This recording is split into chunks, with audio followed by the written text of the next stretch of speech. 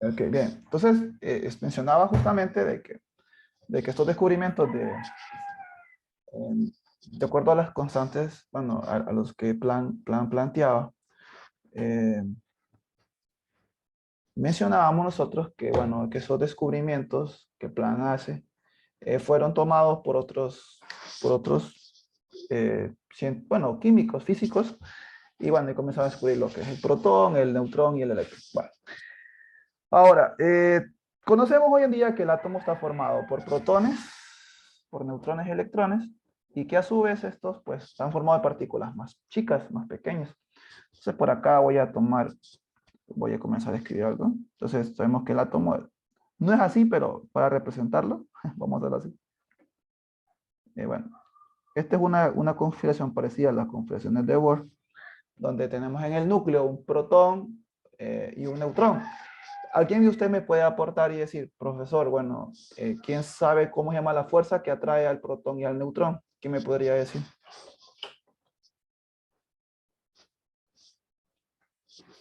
¿Alguien sabe cómo se llama la fuerza que atrae al protón y al neutrón?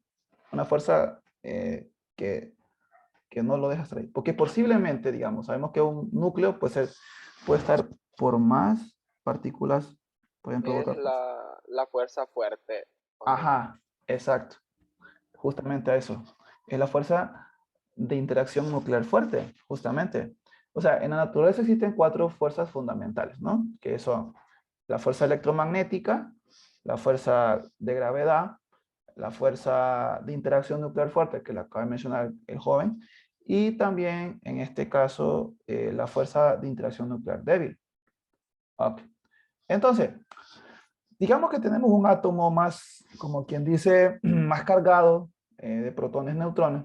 Entonces, vemos que el protón y el neutrón, como quien dice, bueno, pues no tienen una interacción, ya que el protón en sí, pues, bueno, perdón, el neutrón en sí, pues sus cargas no existen. Entonces, veremos más adelante cuando en este caso existe una disociación del neutrón, cuando el neutrón se va por decaimiento radioactivo, pues genera un electrón del núcleo. Bien, qué interesante eso. Porque hasta hoy en día conocemos que los electrones se encuentran en la corteza, pero veremos que con una desintegración radioactiva, tiene un nombre específico, sale un electrón de ese núcleo. Pero bueno, a lo que quiero llegar ahorita es que justamente por concepto básico de electricidad, sabemos que dos cargas positivas, en vez de atraerse, van a alejarse, se van a repeler. Entonces, esa interacción electrostática, o sea, digamos, yo tengo una carga positiva, tengo otra carga positiva por acá. Entonces, esas fuerzas que están ahí no son fuerzas, bueno, acá me faltó el palito de la, acá, ¿sí? Bueno, lo que les quiero decir en este caso es que esta fuerza es una fuerza repulsiva, o sea que a mayor tendencia a poderlos acercar, mayor repulsión tendremos, ¿sí? Igual si fuesen cargas negativas, o sea, yo le voy a quitar esto, espero que pueda ser. Yo quito estos símbolos de en medio y le coloco ahora cargas de signo negativo y va a ser lo mismo, o sea, cargas de igual signo pues van a repelerse, ¿ok? De acuerdo a la ley de Coulomb, ¿no? Eso es que en este caso la fuerza que existen entre dos cargas, pues en este caso va a ser directamente proporcional a, al tamaño, a la magnitud de las cargas, pero inversamente proporcional al cuadrado de la distancia. O sea que yo me alejo, yo esta carga la pongo por acá, entonces esta atracción va a ser menor cada vez. Pero si yo trato perdón, la fuerza de repulsión en este caso sería menor. Pero acá, si la acerco, la fuerza de repulsión va a ser mucho mayor. Entonces este vector fuerza se va a aumentar, ¿no? Bueno, teniendo eso en cuenta, ahora qué pasa si las cargas fuesen de signo positivo. ¿Ok? Si bueno, acá me eché esto. Ok, ¿qué pasa si las cargas fuesen en este caso positiva, negativa? Bueno, acá sabemos que las fuerzas son atracción. Ahora, ¿qué pasa acá? En el núcleo tenemos una carga positiva y tenemos otra carga positiva. Por ejemplo, como ejemplo, ¿no? Que sería más que todo un átomo. A ver, ¿qué átomo tiene en su núcleo dos protones? ¿Qué me podría decir? Helio. El helio, Ajá, el exacto. helio. Justamente es el helio. O sea, ¿por qué razón? Porque nosotros pensamos, o sea, no sé, pero en el bachillerato por simplicidad nos dicen, a ver, Z es igual a electrones, ¿no? Eso a los electrones es el número atómico, pero en verdad no. O sea, quien determina el número atómico es los protones. Bueno, lo adelanté. Pero bueno, ahora, dos fuerzas, o sea, aquí hay dos cargas positivas, deberían de repelerse, de acuerdo a la teoría electrostática de Coulomb, ¿no? Pero lo que sucede acá es que están unidas. Y esa unión viene de su interior, viene de una fuerza mucho mayor que la electromagnética, que es la fuerza de interacción nuclear fuerte. Si esto lo explicamos, si les gusta un poquito la física avanzadita, pues allá hablaríamos un poco en este caso de una escala llamada escala de Planck. Pero bueno, esas cosas físicas. Ahora, ¿alguien de ustedes sabe cómo está formado un átomo? Esto lo expliqué el año pasado. Para los, bueno, algunos, creo que dos de ustedes sí tuvieron esto acá. ¿Cómo está formado un átomo? ¿Alguien de ustedes? Pues si quieren buscarlo, busquen en la web, no hay problema. Yo no tengo problema con eso. Por los protones, neutrones y electrones. Oh, escucha la pregunta. ¿De qué está formado un protón? Ah, Okay. O sea, esto que estoy acá dibujando, con estos circulitos de color rojo, azul y verde, estoy diciendo justamente de que eso es y ese círculo, o sea, estoy como diciendo, esa esfera con esas tres esferas dentro, es un protón. O sea, quiero que me digan de qué está formado un protón. Búsquenlo en la web, si quieren colóquenlo y les van a dar. Creo que se llama quarks. Ajá, exacto, quarks. Se llaman quarks. Entonces los quarks, ok, tenemos quark en este caso, quark, y tenemos tres generaciones de quark, ¿ok? Y en total esas tres generaciones tienen seis en total, seis quark. Entonces esos seis quark, ¿cuáles son?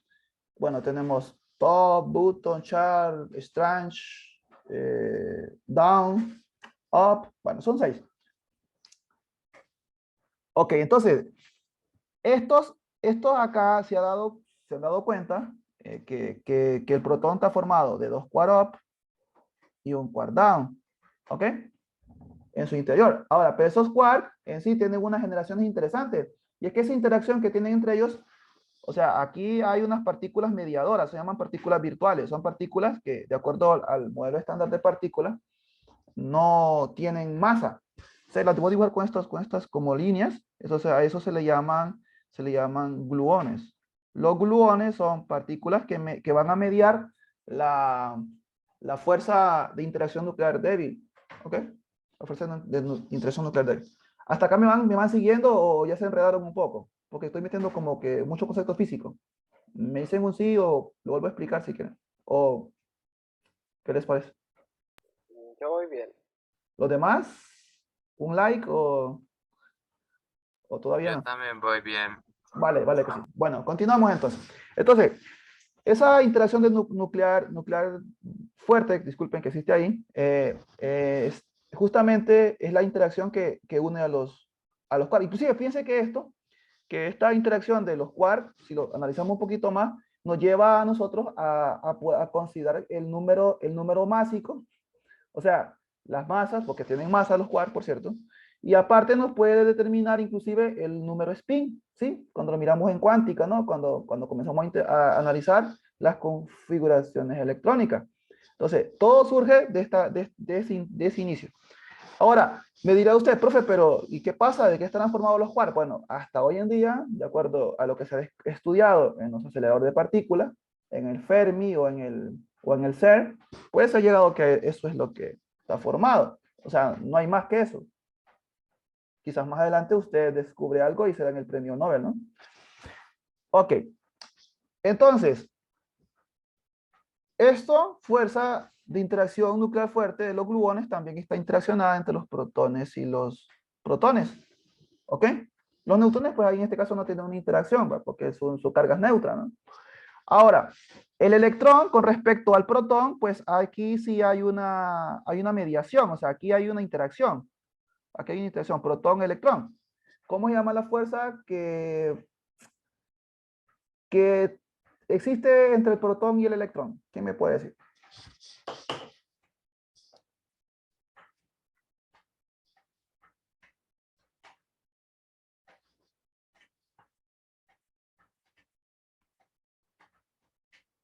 A ver. ¿Es un electromagnético o no? Vale que sí. Muy bien.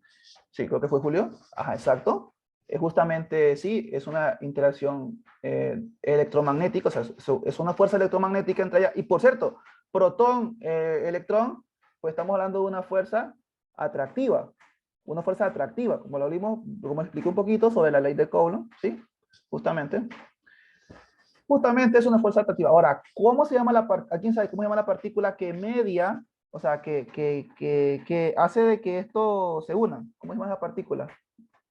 No másica. Y hablamos de que en los quarks, o en los protones, eran los gluones, que era para la fuerza nuclear fuerte. No, ¿Cómo los se llama? muones. ¿No? ¿Cuáles? Los muones. Los muones. Bueno, ahí no le atinaste, pero por ahí va. Es una fuerza, eso, inclusive, se lo voy a dar así como quien dice le voy a dar como que una pista, ¿no? Es importantísimo en las reacciones fotosintéticas. Ya le dije el nombre. ¿Cómo se llama? Los fotones. El fotón. Exacto. Fotón. El fotón. Entonces el fotón es la que va a medir eso. Entonces, en sí, aquí llegamos a una conclusión en sí. Y es que toda la química básica, o sea, la química, ¿quién va a ser la fuerza que va a estar en todo? Va a ser los fotones. Porque hablaremos de carga, de que el electrón, por ejemplo, en orgánica, por ejemplo, pues, en las reacciones, por ejemplo, nucleofílica de grado 1, grado 2, pues vemos cómo se van moviendo esos electrones, ¿no? Exacto. Bueno, ahora pasemos a un poquito aquí, ya más a química. Acá tenemos la tabla periódica, ¿no? Esta tabla periódica justamente está formada, pues, de acuerdo a la UPAC, pues, de 118 átomos, llamados elementos. Entonces, los átomos estos, pues, cuando tenemos átomos de igual cantidad protónica, neutrónica y electrónica, pues le llamamos elementos y los van especificando de esa manera. Comenzó esto con los estudios de las octavas de Newland y después, pues, el descubrimiento de Mendeleev. Y bueno, llegamos hoy a la de Mosley, ¿sí? Creo que es la más actual, si no me equivoco. Creo que es la de Mosley o la de Partner, por ahí va. Pero bueno, a lo que queremos llegar es que eso no nos van a preguntar en la Olimpiada, sino que queremos entender las propiedades que tienen esta tabla periódica. Entonces tenemos acá nosotros que son 118 y por lógica, ¿no? Esas columnas pues son los grupos, estas líneas horizontales pues que son 7, que se repiten acá en los lantanos y los actínidos, por esas propiedades que tienen estas tierras raras, pues se llaman periodos. Ok. Muchas veces nosotros pues cuando comenzamos pues hacemos un diagrama de Moller para poder entender la configuración electrónica, pero no hay necesidad. Sabemos que usando la tabla periódica podemos llegar a esa configuración. Pero bueno, a ver, pero por eso necesitamos algunas restricciones, ¿no? Por ejemplo, ¿qué restricción? Y es que, por ejemplo, en estos bloques de acá, este bloque se llama bloque S, este de acá bloque P, y este de acá bloque F, y este de en medio, pues bloque D, ¿no? Entonces, sabemos que acá en F yo le resto dos niveles que serían los periodos y acá al bloque D le resto 1, ¿no? Ok, ahí no hay problema. Entonces, yo podría hacer la configuración sencillita de uno de ellos, ¿no? Por ejemplo, yo quisiera que me digan a ustedes en qué termina la configuración electrónica, por ejemplo, del oro, vaya, sí. ¿Cómo podría terminar la configuración del oro? ¿Cómo podría ser? Que me digan. ¿Cómo podría terminar la configuración del oro? La configuración electrónica. A ver. ¿Quién me dice?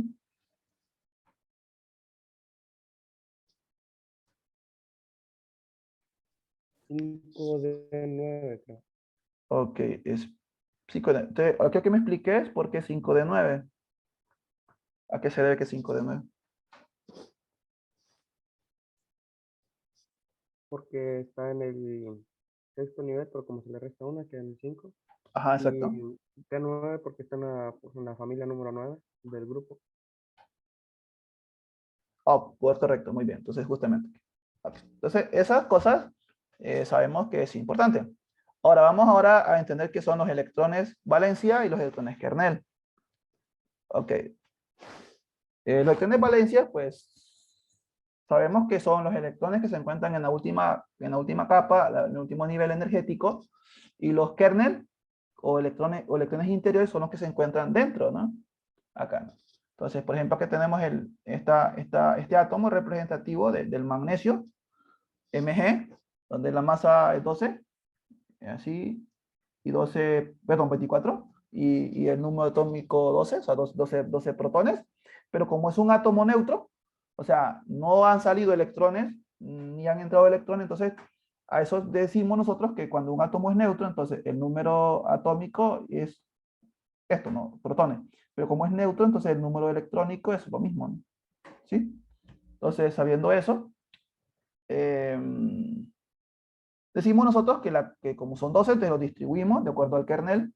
Entonces, 1s2, 2s2, 2p6, 3s2. Entonces, este de acá, para que nos acordemos, ¿verdad?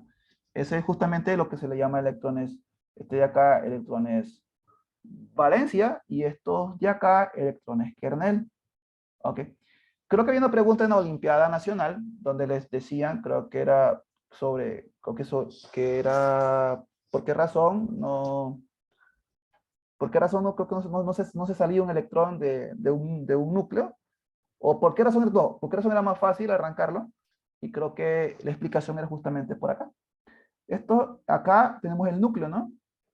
Si esto fuera, lo vemos como un átomo, este es el núcleo, entonces este núcleo tiene una fuerza, o sea, tiene una carga positiva, y si queremos arrancar un electrón de acá, por ejemplo, entonces sabemos nosotros que estos electrones de aquí, de acá en medio, o sea, estos electrones de acá, hacen un apantallamiento, o sea, que la fuerza atractiva llamada, bueno, esta fuerza atractiva, que ya veremos cómo se llama, por cierto, no que va a adelantar eso, hace de que la fuerza cuando llega acá es muy baja, pero a modo que me voy acercando al núcleo, la fuerza es más atractiva, más fuerte. Entonces es más fácil arrancar electrones de las últimas capas, de los valencias, sí, por esa razón, ¿no? Bueno, en el caso del magnesio no sería bueno, sería la explicación básica, ¿no? Porque estos rap con facilidad suelta, ¿no? Y justamente creo que forman un ion 2 positivo divalente. Perdón, sí, 2 electrones salen. Ok, ahora vamos a esto, ¿no? Electrones en estado fundamental. O sea, hablando sobre eso, sobre electrones en estado fundamental, vamos a hablar sobre el nitrógeno. El nitrógeno tiene un número atómico, 7, ¿sí? 7. Entonces, veamos y vamos a hacer tenemos aquí 3 estados, perdón, 1, 2, 3, 4, 5 estados para el nitrógeno. Entonces vamos a clasificarlos de esta manera, ¿no? Vamos a clasificarlos como ionizado, como prohibido, como fundamental o como excitado. Entonces quiero que ustedes me vayan respondiendo cuál es ionizado, cuál es prohibido, cuál es fundamental y cuál es excitado, ¿no? Vamos. Entonces, continuamos con esto. Entonces, veamos el primero, ¿no? Entonces tenemos aquí la configuración 1s2, 2s2, bueno, 2p, bueno, 3s, 3p. Entonces quiero que me digan, recuerden, el nitrógeno tiene que tener como máximo 7, o sea, tiene que tener 7 electrones, hemos dicho.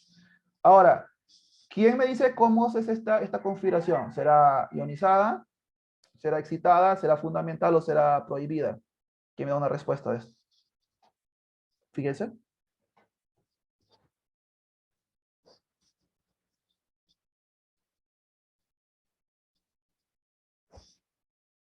A ver. La primera Sí, la primera, esta línea de acá, ¿no? es prohibida, creo. ¿Por qué? Explícame por qué. ¿Cuál es tu teoría? ¿Cómo explica? Porque la regla de Hund nos dice que las espines deben de llenarse primero en todas las casillas. Para Entonces, arriba. ajá, exacto. Entonces aquí hay una negación a eso, ¿no? Ujú, O sea, este electrón que está acá, que sería este, que tiene un spin negativo en medio, ¿verdad? sí. Debe tener un spin positivo en medio, ¿verdad? Sí, ¿verdad? Ajá. Y debería estar en el orbital PZ, ¿verdad? Aquí. Sí. Ok, excelente. Vamos con la siguiente, a ver. Que le toque a Julio. Julio, explícame esta. ¿Qué podría ser? Ionizada, Para mí es fundamental. Dime. fundamental. Fundamental porque, como decían, de que por la regla de Hooke se tiene que Ajá. llenar cada orbital primero. Entonces en esa sí se está cumpliendo la regla. Ok, bueno. Ahora vamos con, creo que el contestó ahorita fue Excel, ¿va? Ahora vamos con Kenneth. A ver, Kenneth. La tercera no, eso está mal porque se va hasta el fondo, debería de estar acá. Ok, Eh, entonces ¿cómo lo clasificarías? Todas las opciones. Fundamental, excitado, prohibido o ionizado. prohibido. ¿Alguien tiene una contradicción a Kenneth? ¿O están de acuerdo con él? Puede ser ionizado tal vez, porque perdió un electrón. Pero contemos los electrones, porque sería, o sea, todo esto es el átomo, ¿no? Aquí tenemos 2, acá tenemos 4, acá tenemos 6 y este 7. Ah, yo pensé que el otro era que ya se había ido. No, es todo, mira, es todo esto. Entonces, ¿a qué conclusión llegamos con eso entonces?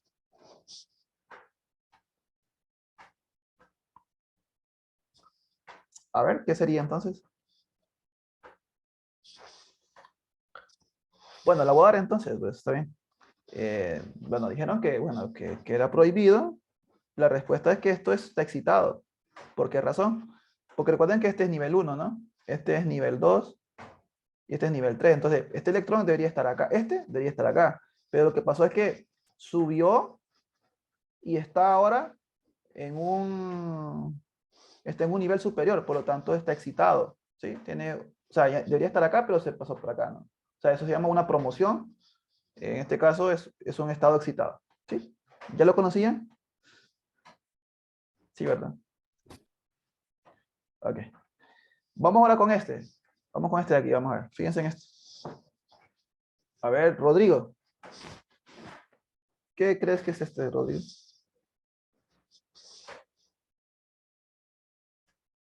¿Estás ahí, Rodrigo? Ok, creo que no contestó por acá, Rodrigo. Ok, Rodrigo sé que es fundamental este. 2, 4, 5, 6, 7. Sí, fundamental. Ok, vale que sí.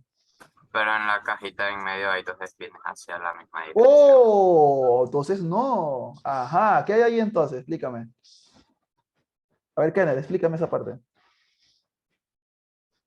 Kenneth. ¿Se va la señal, Kenneth? Ok, entonces. En cada spin debe de haber un electrón hacia arriba y otro hacia abajo, porque O sea, son como o sea que debería estar así, ¿verdad?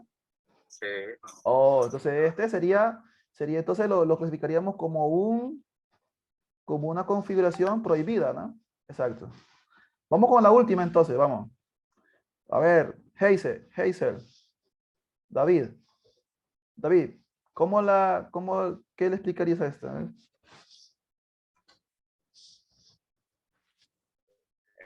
Ese ionizado, porque Ajá, es ionizado. ionizado. Ajá, Porque le falta que. un electrón. Oh, vale que sí, ¿ok? Excelente, muy bien. Ahora, cationes, aniones, ¿ok? ¿Cómo cationes, aniones ahora? ¿Ok? Un catión, un anión, es un átomo que no es neutro. Perdón, no es neutro. Entonces es un átomo que no está en estado fundamental. Y por lo tanto es porque tienen que ver aquí con la parte electrónica. O sea, o le falta, o sería un ion, ¿va? O le falta o tiene de más electrones. ¿Vamos? Y entonces, un catión va a ser aquel que ha desprendido electrones y se quedó cargado positivamente. El anión, pues, es aquel que tenía, en este caso, el anión justamente es aquel que tenía su estado fundamental, pero se le fue agregando electrones, o sea, captó electrones, y por lo tanto se convirtió en una carga negativa, ya que los electrones tienen esa carga negativa. Ahora, acá tenemos justamente algunas configuraciones, en este caso de metales, ¿sí? Y miramos acá el sodio, su configuración termina, o sea, es neón 3s1.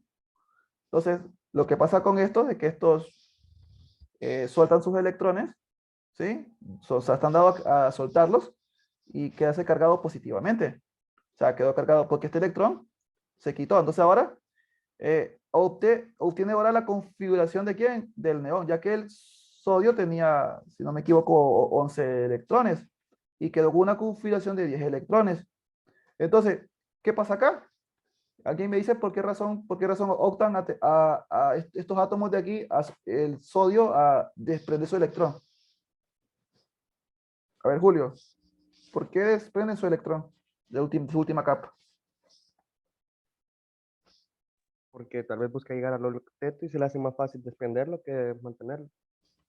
Ok, ahora, hey, David o Kenneth o Rodrigo, de acuerdo a la parte energética, ¿por qué razón sueltan electrones estos?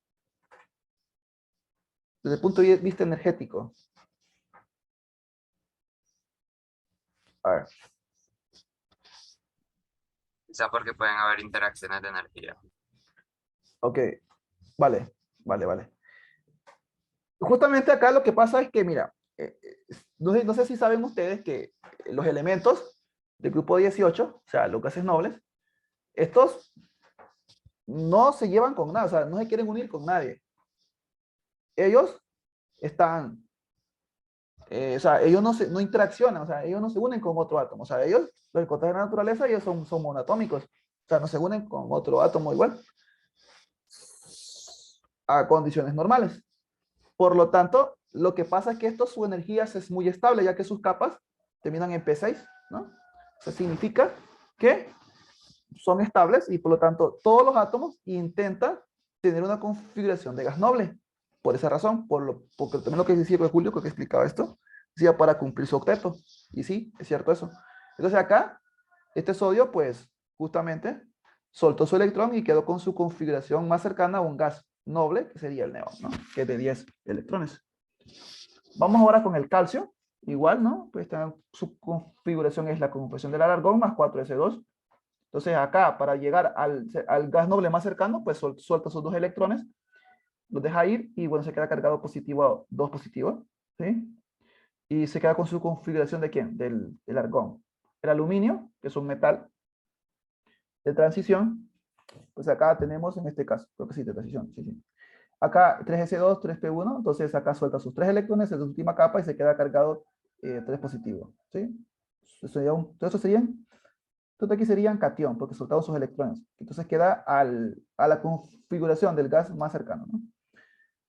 Ahora vamos con los aniones, ¿no? Mira este hidrógeno. Acá tenía una configuración 1s1, entonces para llegar al gas noble más cercano, que sería el helio, pues adopta un electrón, lo agarra, y entonces queda cargado negativo 1, ¿sí?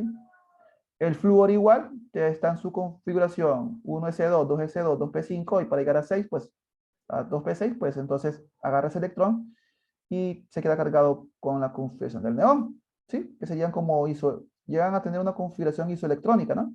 Iso, que es igual, ¿no? ¿Quién es? El oxígeno, el nitrógeno y el flúor. Y dependiendo de cuánto le falte, pues va soltando sus electrones. Y entonces serían en este caso cargados negativamente y se llamarían aniones.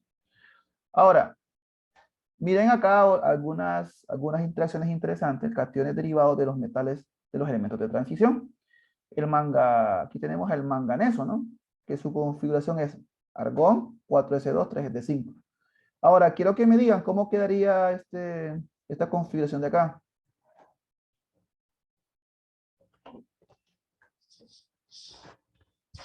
La del manganeso, cuando suelta sus electrones para quedarse cargado positivamente. Manganeso más 7. Escucha, va a quedar cargado positivamente. O sea, ¿qué va a pasar? ¿Va a agarrar electrones o lo va a desprender? Lo va a desprender. Digamos que sean 2. Entonces, ¿cómo quedaría entonces? Manganeso más 2. Y entonces quedaría argón, 4s2, 3d, 3d3. Ok, entonces tú dices, ok, va a quedar así. Ok, sí, estamos. 4s2, 3d5, así, ¿no? Perdón, acá sería diferente, ya no me acordaba. Sí, Acá sí, 3. Pero acá pasa algo, fíjate que esto no es posible. Porque acá, entonces, estos de transición son bien interesantes. Estos no van a desprender de acá. Porque esta, dice, se supone, bueno, viendo esto, ya. van a desprender acá. Ajá. Y va a quedar justamente así. 3 de 5. Entonces hay que tener cuidado. ¿Por qué razón? Porque el D es como que más estable y este pues mucho más fácil de soltar, ¿no? Ok. Gracias, Rodrigo. Bueno, Rodrigo está en clase. Excelente. Ok. Vale, sigamos entonces. Ok. Vamos ahora con radioatómico. Ok, es la mitad de la distancia entre núcleos de dos átomos. Ok. Metálicos adyacentes a una molécula diatómica. Ok. Entonces aquí tenemos algo interesante. Tenemos que para poder encontrar, o sea, esto, sabemos que tomaríamos como quien dice dos átomos del mismo tipo, por ejemplo, si fuese sodio, este de aquí sería sodio, este acá también sería sodio, y entonces tomo, si fuese geométrica, si me permitiese la naturaleza hacerlo, tomo como que dice una, o sea, algo para medir, digamos, puede ser una regla, digamos lo que sí. Entonces, desde el centro al centro de cada átomo, y entonces la mitad que existe entre estos dos es lo que llamamos nosotros radioatómico. ¿Estamos? Entonces, bien. Lo que significa entonces es que el radioatómico sería esto. Ahora, vean. Permítanme.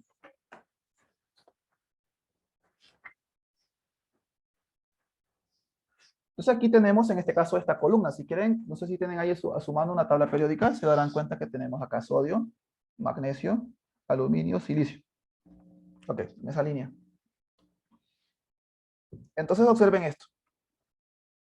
El zinc, perdón, el zinc, disculpen, el número atómico 11 para el sodio, para el magnesio 12, para el aluminio 13, para el silicio 14.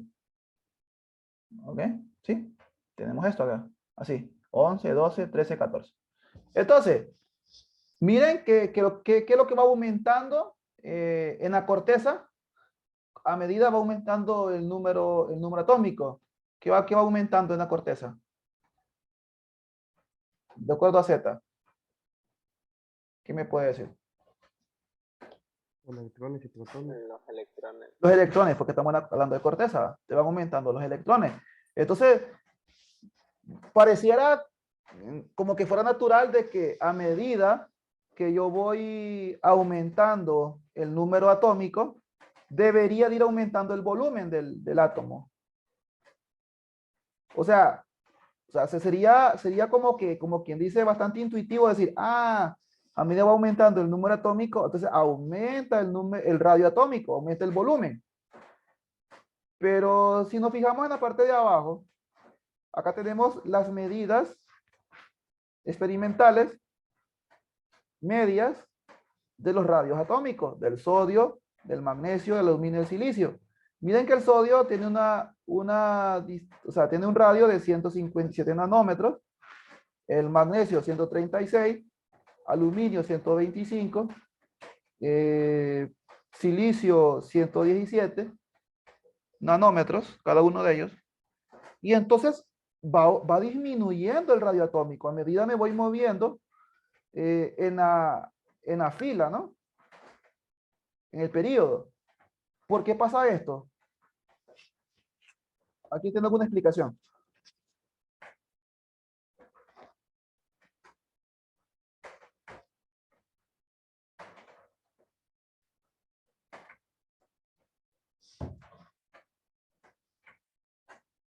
¿Por qué razón disminuye el radio atómico? Si debería disminuir porque va aumentando el número de electrones.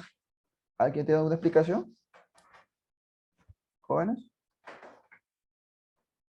¿Será porque si utilizamos como la definición que estamos haciendo, al aumentar el número de electrones, los átomos se repelen más y la distancia es más pequeña?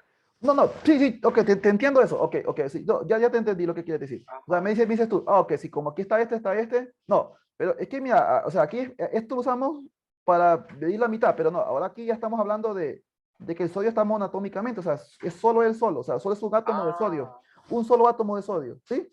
Un solo átomo de magnesio. Dígame, Julio. Puede ser tal vez por la electronegatividad, que entre más puede ser tal vez por la electronegatividad, que entre más a la derecha van estando, tienen mayor fuerza de atracción a los electrones y por eso va disminuyendo su radio atómico. En cambio, en este lado, como tiene una menor capacidad de atraer electrones, están más separados. Bueno, mira que sí tiene una relación ahí, ¿verdad que sí? Tiene una relación, pero fíjate que tiene que ver con algo que expliqué al inicio, ¿no? O sea, ¿se acuerdan que Z es el mismo número de, o sea, Z es protones, ¿no? Estamos, o sea, el número de protones, estamos con eso, ¿va?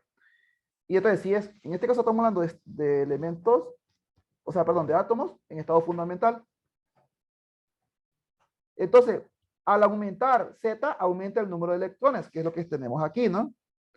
Pero, ¿verdad que al aumentar Z también aumenta el número de protones? ¿Estamos de acuerdo con eso? O sea, ¿entienden eso? O sea, ¿entienden esta formulita que se enseña en bachillerato? Z, protones, electrones, ¿sí? O sea, si yo tengo Z, Z es protones, Z es electrones, es lo mismo. Sí, ok. Entonces, si Z es 11, protones son 11, electrones son 11. Entonces aquí, si Z es 12, 12 protones, 12 electrones. O sea, a medida va aumentando Z, va aumentando los protones. Y creo que alguien dijo algo interesante por ahí, poquito. Entonces, sabemos que aquí hay una atracción, ¿no? Entonces, en vez de ir aumentando, agregando más electrones, a medida que me voy moviendo en la fila, en el periodo, pero también aumenta los protones, o sea, aumenta la atracción. Aumenta la atracción. ¿Y cómo se llama eso? ¿Cómo se llama esa atracción? Esa atracción es esa fuerza que atrae los electrones, perdón, que atrae los electrones, que es el protón. O sea, aumentar los protones, entonces eso lo hace más chiquito, ¿no? Entonces, por esa razón es que esto va disminuyendo por la afinidad electrónica. Porque a medida van aumentando los electrones, también aumenta el número de protones. Entonces hay una contracción. Entonces, por eso. Pero solo sucede en los periodos. Porque si nos fijamos en los grupos, que son estas columnas verticales, si seguimos esa idea, ¿no? De que si aumentan los protones va disminuyendo el radio, porque aquí no pasa lo mismo.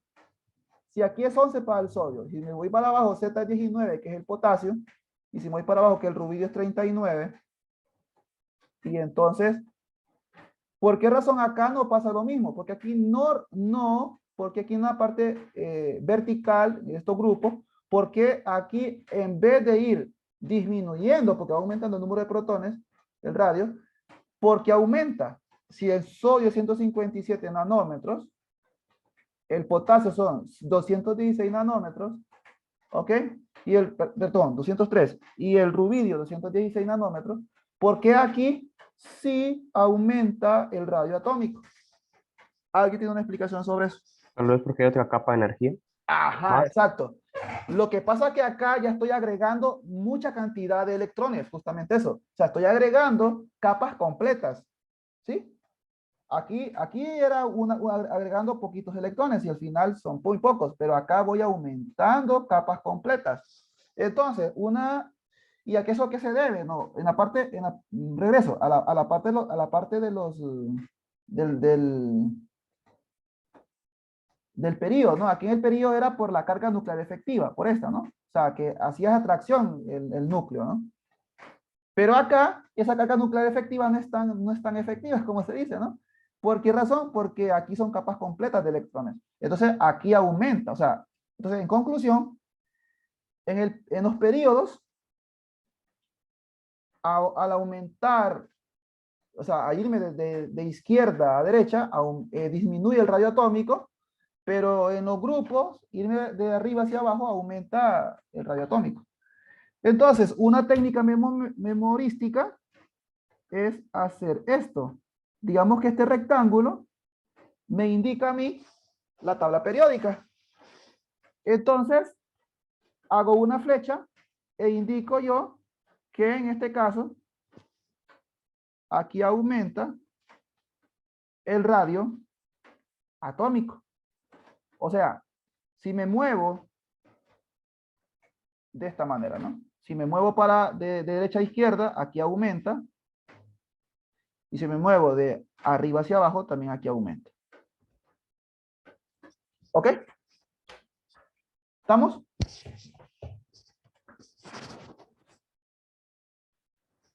Ahora, ¿quién es entonces el radio? ¿Quién tiene el radio atómico más grande? Entonces, experimentalmente se conoce que es el cesio. Ahí está. Ahora vamos hacia abajo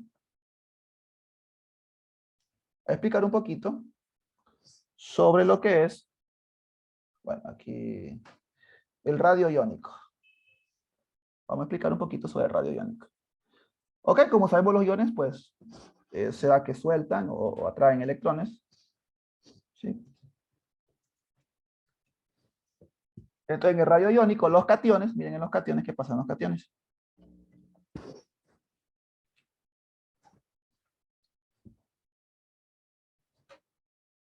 Bueno, en los cationes lo que pasa es lo siguiente.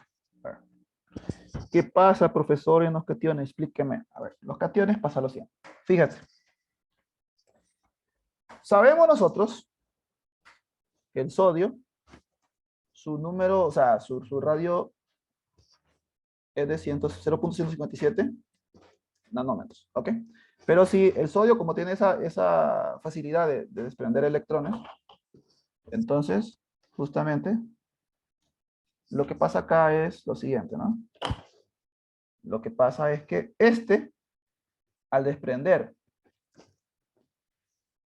ese electrón, entonces ahora su radio es 0.095 nanómetros. ¿Y a qué se debe esto? A lo que explicábamos, ¿no? En este caso, a la afinidad, a la carga nuclear efectiva. O sea, hay mayor carga nuclear efectiva porque hay más neutrones en el núcleo que la cantidad de electrones en la corteza. Entonces, por esa razón, se contrae más el radio del sodio. Por lo tanto, si hacemos una referencia, una comparativa entre en este caso, el radio del sodio en estado fundamental son 157 nanómetros, pero como le quitamos un electrón, entonces hay mayor cantidad de protones en el núcleo, entonces la carga nuclear efectiva es más fuerte y por lo tanto el radio disminuye. Hacemos otra explicación sobre esto. Hagamos ahora lo del magnesio. En el magnesio tenemos un radio de 0.0, disculpen, 136 nanómetros. Entonces, pero si en este caso el magnesio suelta su electrón, acá ¿qué pasaría? Magnesio, 2 más, un divalente, entonces sería 0.65. Entonces aquí disminuye más el radio porque perdió dos electrones. Muy bien. Ahora, ¿qué pasa con los aniones? En los aniones, ¿qué va a pasar? Fíjense. ¿Qué pasa en los aniones? En los aniones tenemos ahora acá el fósforo, ¿no? Fósforo, ok, entonces el radio del fósforo es 0.110 nanómetros. Pero si el fósforo tiene ese elemento que tiende a captar electrones, ¿sí? Entonces, perdón, a captar te captó, como captó, quedó cargado negativamente, 3.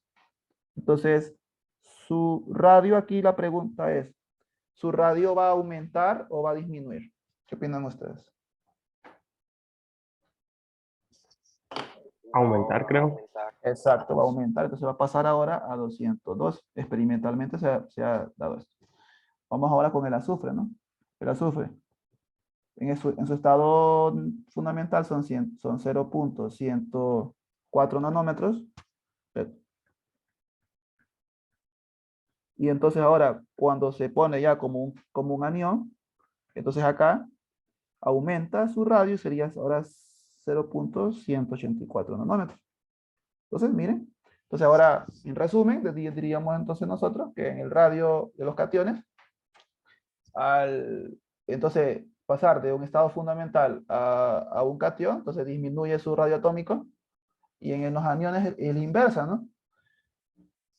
De un estado fundamental a un anión, aumenta el radio. Entonces, ¿a qué se debe esto? Se debe a la carga nuclear efectiva, ¿sí? A mayor cantidad de protones en el núcleo que la cantidad de electrones, entonces hay mayor carga nuclear efectiva, y si hay mayor cantidad de electrones que protones, entonces la carga nuclear efectiva no es tan efectiva, por así decirlo. Ok. Vamos ahora a estos conceptos que sí quiero que los pongan mucha atención, que son estos conceptitos que creo que sí lo estudiaron para la nacional, jóvenes. Dígame un sí o un no, o no se acuerdan, o ya pasó el examen, profe. No, yo la verdad solo leí muy poco de las propiedades periódicas, Yo casi no solo la mucho. definición. Hazel, ¿y tú? Solo la Igual que, definición. David, ¿tú Sí, leíste algo? solo la definición de cada una. Ok, ok. ¿Y Kenneth? Lo leí, pero fue muy general, por así decirlo. O sea, ok, bien. Entonces vamos a ver. Como que está un poco inestable la señal. Voy a ver. Permítanme. Voy a tratar de conectarme a otra red. Permítanme, voy a ver. Es que...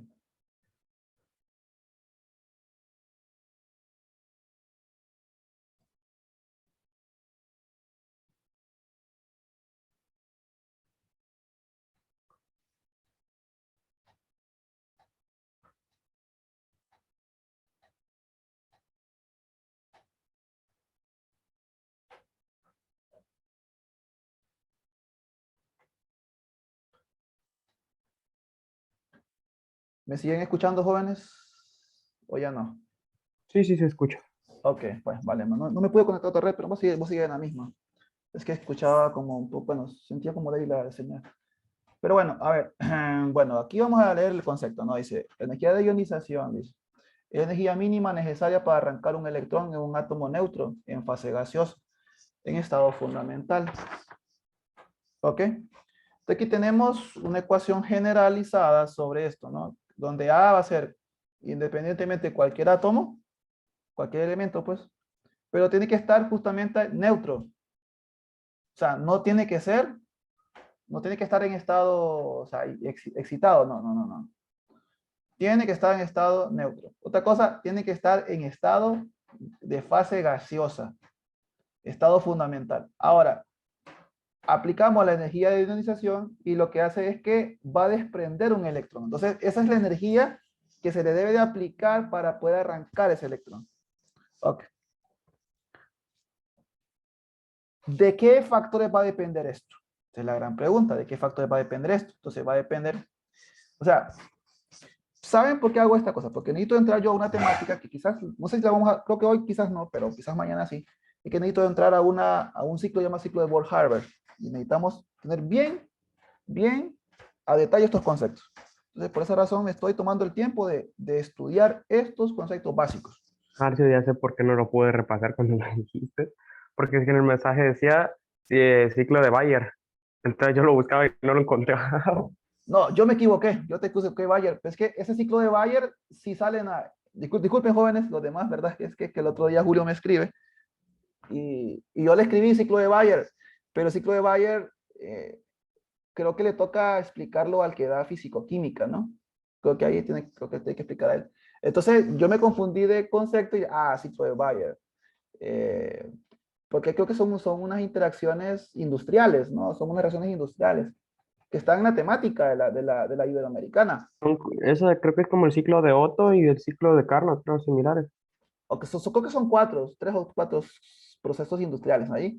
Entonces, le coloqué ese nombre y seguro Julio se puso a buscar y no lo encontró. Pero sí, en verdad es justamente que te acabo de decir ahorita, ¿no? Entonces, sí, vamos a entrar quizás un poquito así como medio conceptito hoy y ya en la próxima clase ya les explico problemas y posiblemente ya problemas de olimpiadas internacionales y algunas olimpiadas de otros países, ¿no? Pero continuemos con esto, ¿no?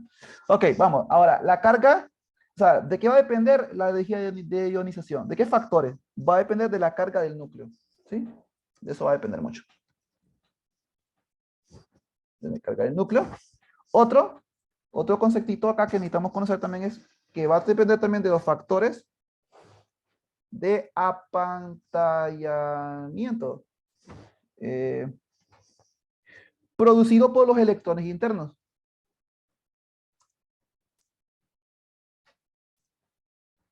¿Ok? Entonces, ¿Alguien sabe qué es apantallamiento? Jóvenes.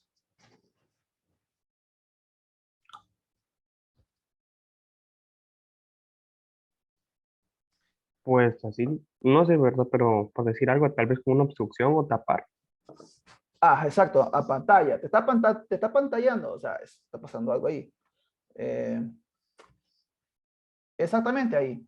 A eso queremos llegar. Justamente, mira. Voy a explicar así, no tan formal, va, pero sí va a servir, sí va a servir la explicación.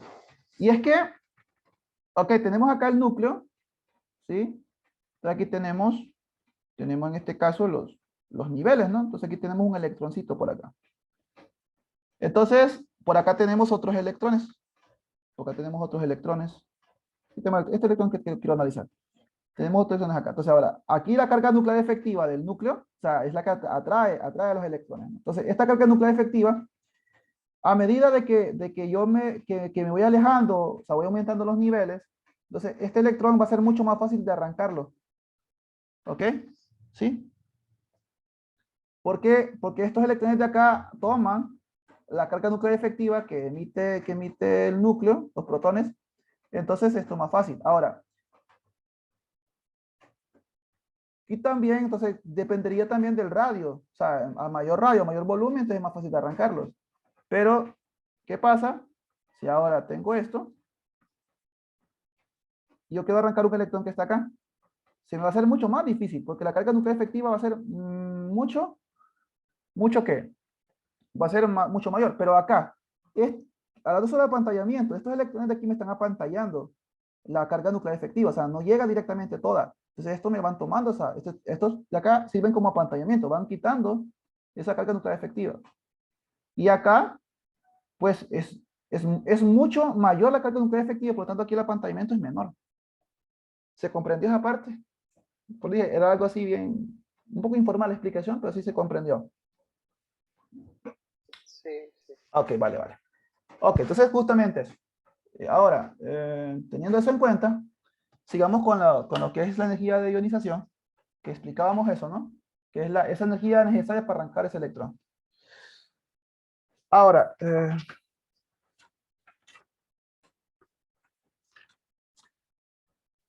otra cosa que también va a ser importante analizar para este tipo de comprensión sobre esta temática de energía de ionización es el tipo de orbital. ¿Ok? Pero aquí nos vamos a limitar justamente a otros factores. Fíjense en este caso.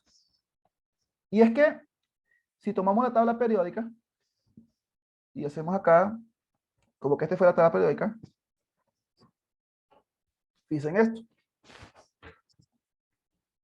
La energía de ionización va a ir así.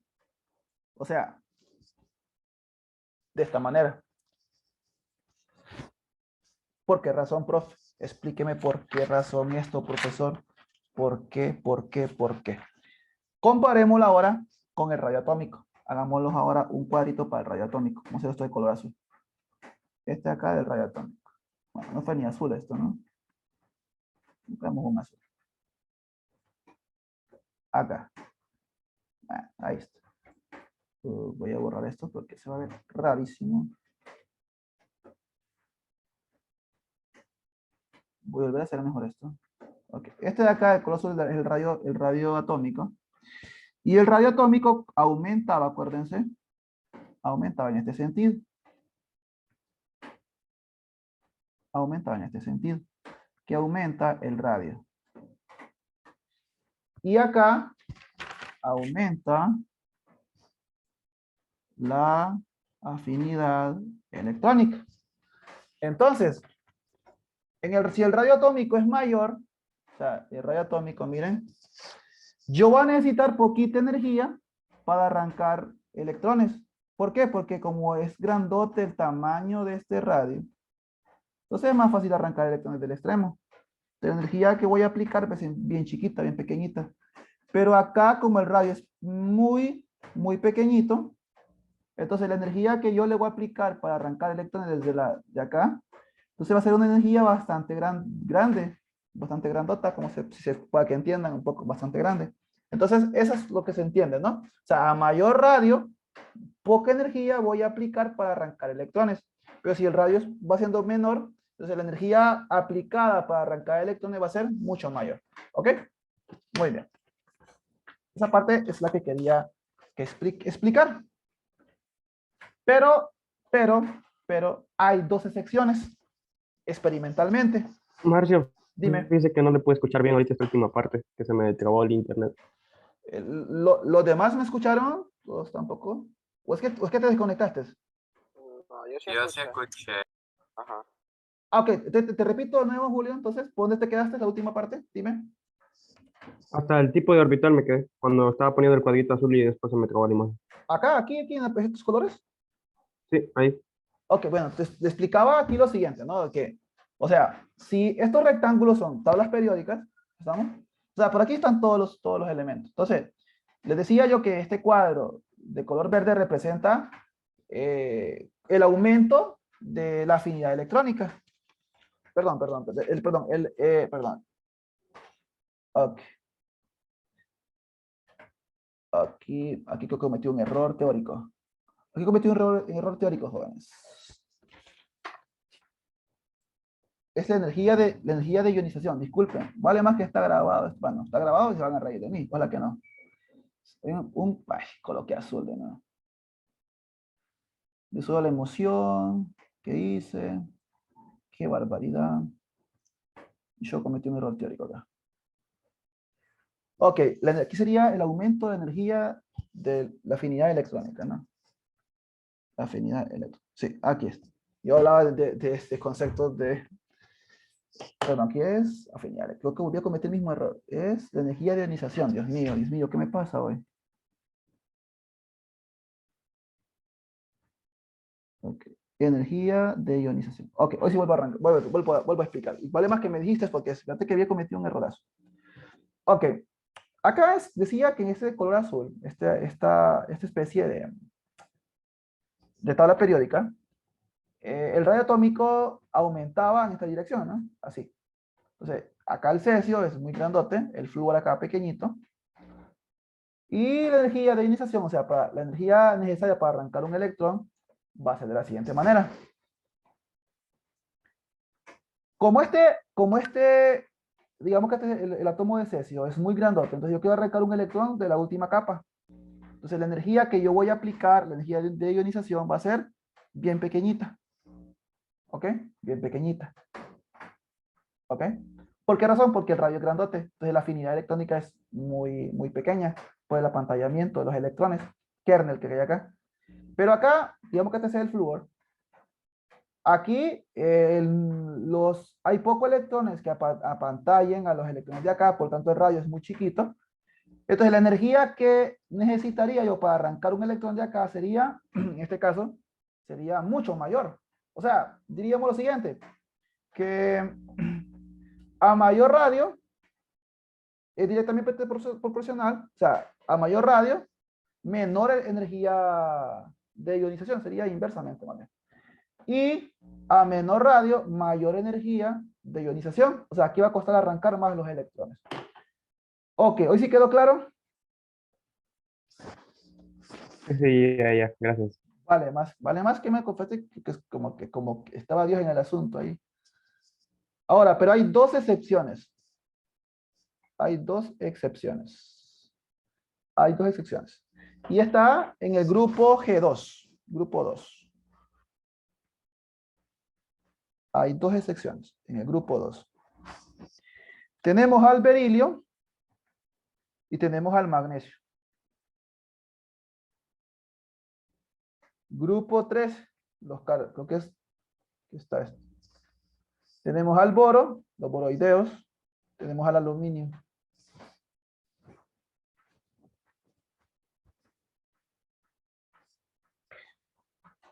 En este caso, ¿quién tendría más energía de ionización en G2? De acuerdo a la teoría, normalmente. A ver.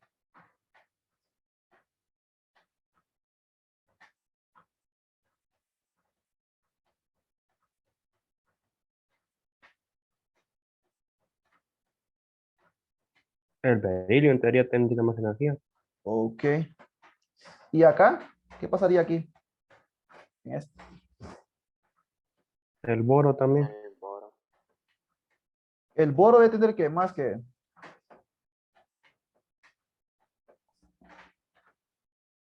Más energía. más energía, ¿verdad? Ok. Sí. Y lo que pasa acá es esto, ¿no?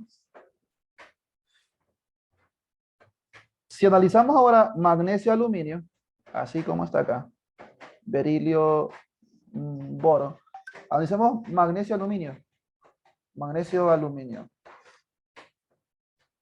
¿Quién debería tener mayor energía de ionización? ¿Magnesio o aluminio? Vamos a ver.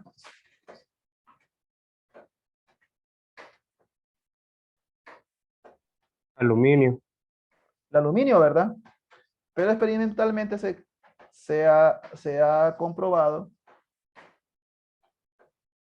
que el magnesio tiene mayor energía de ionización que el aluminio. Y en el berilio y el boro se ha estudiado experimentalmente que el berilio tiene mayor energía de ionización que el boro.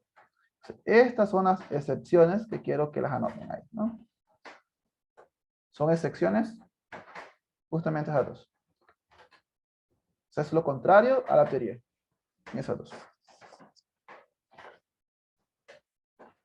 Bueno. Continuamos.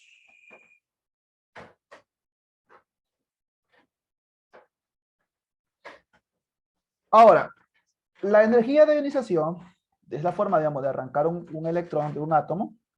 ¿Ok? Hemos visto nosotros lo siguiente. Sabemos que la letra A sería un átomo y le aplicamos energía de ionización para arrancar ese electrón. Entonces, va a quedar cargado positivamente, se va a quedar como un catión y se le arrancó ese electrón. ¿Estamos? Muy bien. A esta le llamamos nosotros la primera energía de ionización. Ahora, si a ese mismo átomo yo le quiero arrancar otro electrón, entonces se llamaría la segunda energía de ionización. Entonces, ahora, ¿de dónde va a partir? Va a partir del producto, que sería este átomo de acá. Le tomo. Ojo. Tiene que estar esto que en estado gaseoso para poderlo hacer. Ok. Ya tenemos eso. Ojo, que está cargado positivamente. Ya Tengo que, una pregunta. dime, En el anterior, ¿a qué se debe esa excepción? esas excepciones se deben a las capas energéticas. O sea, más que todo a los, de acuerdo al libro de Chang, explica justamente que esto sucede porque, permítame, buscarte. No te quiero dar un concepto erróneo, mejor lo busco y te lo explico, ¿sí? No quiero darte un concepto erróneo a esto. Del- ¿Sí te parece? Ok. Déjame buscarlo.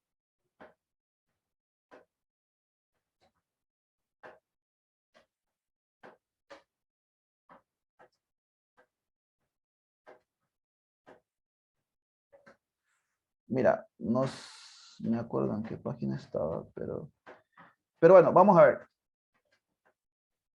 Bueno, mira, te podría decir yo que sería más que todo por los tipos de orbital, pero déjame, mira, que ahorita va a ser bien complicadito porque como estaba en otra página aquí o sea, me comprometo a mandarte el concepto y te lo explico en un audio por el grupo, ¿te parece? Dele, está bien. Sí, o sea, quiero darte un concepto bastante teórico, o sea, no quiero decirte, es por el grupo, o sea, quiero darte justamente por qué razón, ¿sí? Ok, me comprometo con eso y te mando eso, ¿ok? Sí, gracias por Bueno, preguntar. gracias. Ok, sí, ya disculpa que no te lo contesto ahorita. Ok, continuamos. Ok, ahora tomamos este átomo que está acá con signo positivo, que está acá, justamente, que ya se le aplicó su primera energía de ionización. Acá lo que va a suceder es que se le va a querer arrancar otro electrón. Entonces sería la segunda energía de ionización. Entonces ahora queda cargado con 2 positivos y se le arrancó ese electrón. Pero también se le puede aplicar una tercera energía de ionización. Por cierto, va a estar siempre en estado gaseoso. Y este estaba así, ¿no? Se le aplica una tercera energía de ionización. Y justamente acá, lo que pasa es lo siguiente. Se le arrancó otro electrón y queda cargado así, 3 positivos. Y siempre en estado gaseoso. Y se le arrancó esa energía de ionización. Ahora, quiero que me digan ustedes a cuál de estas 3 energías de ionización, a cuál costó más arrancar ese electrón del átomo. A la última. Exacto. ¿Por qué razón pasó eso? Por lo mismo el apantallamiento, que siempre va a ser más fácil el primero, el segundo va a costar un poco más, y el tercero, como ya está más cerca del otro, es el que más le cuesta. Ok, justamente. Eso es lo que quería llegar. Excelente. Muy bien. Continuamos entonces. Ahora vamos con esto de afinidad electrónica. Otro concepto que también es importante cuando... Creo que esto se mira un poquito cuando se mira en el colegio. Siempre explico colegio porque ustedes están en el colegio, ¿no? Cuando miramos enlaces químicos, ¿no? O sea, vemos, por ejemplo, enlaces covalentes y toda esa cosa, ¿no? Enlaces iónicos. Ahora aquí dice, la afinidad electrónica es el valor negativo del cambio de energía que se desarrolla cuando un átomo en estado gaseoso acepta un electrón para formar un anión. Entonces acá lo que pasa es lo siguiente, miren, tenemos este átomo en estado gaseoso, se le ha aportado un electrón y se queda cargado negativamente, siempre en estado gaseoso. Ahora, cuando este agarra un electrón, esa energía captada o desprendida, puede ser una energía captada o desprendida, va a depender. O sea, naturalmente el cloro, cuando toma un electrón, o sea, cualquier átomo, en el caso del ejemplo del cloro que tengo acá, cuando toma un electrón, se queda cargado negativamente, ¿no? Porque tomó ese electrón. Pero aquí hay un desprendimiento en aquí, ¿no? En esta afinidad electrónica hay un desprendimiento de energía. En este caso es una entalpía de negativo 348 kilojoules sobre mol, ¿no? Pero hay procesos que no son espontáneos. Son procesos no espontáneos, que en el caso del berilio, miren acá, ha tomado un electrón, pero el berilio no es que él quiera agarrar electrones. ¿Sí? Los metales no son así. Entonces aquí lo que pasó es que en vez de desprender energía, tuvo que existir un aporte de energía para esta afinidad electrónica de 240 kilojoules sobre mol. ¿Ok? Muy bien. Sigamos acá entonces. Vamos a entrar a esta parte de acá, que es la energía reticular.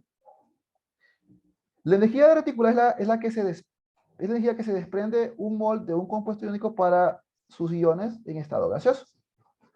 Hay 2 formas de llegar a la energía reticular. Y una se llama la ecuación de Bohr-Lande, que es esta de acá. Ok, miren.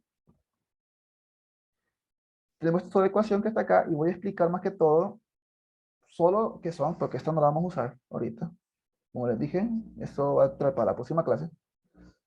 Donde Z1 y Z2 son las cargas de los aniones y los cationes. Sabemos que los aniones tienen carga negativa, pero vamos a usar los valores absolutos de esto. Ya que tenemos acá el signo negativo. E va a ser la carga del electrón, lo que estamos trabajando. Na, pues lógicamente sabemos que es el número de Avogadro. Y la letra A que está acá va a ser justamente lo siguiente, ¿no? Va a ser la constante de Modic. Ahí se llama. Y acá tenemos pues, una interacción. Pues, salió de una cierta ecuación donde se sacó esto. Donde N va a ser justamente el factor de comprensibilidad. Son valores de Modic y comprensibilidad. Si le sale la ecuación en la Olimpiada, pues le va a salir a usted cuánto vale esa constante. Ahora, ¿quién es D sub 0, no? Es la distancia internuclear entre los 2 anión y cation. Entonces, esta es una forma de llegar al valor de la energía reticular, pero los procesos estos se miran mejor de una manera más analítica, ¿sí? Y no tan cuantitativa, sino más cualitativa. ¿Ok? Ahora, llegamos hasta acá. Y ahora, como esto lo vamos a explicar en la próxima clase, antes de llegar, quiero hacerles como que dice unas preguntitas, ¿no? Aquí voy a parar la grabación.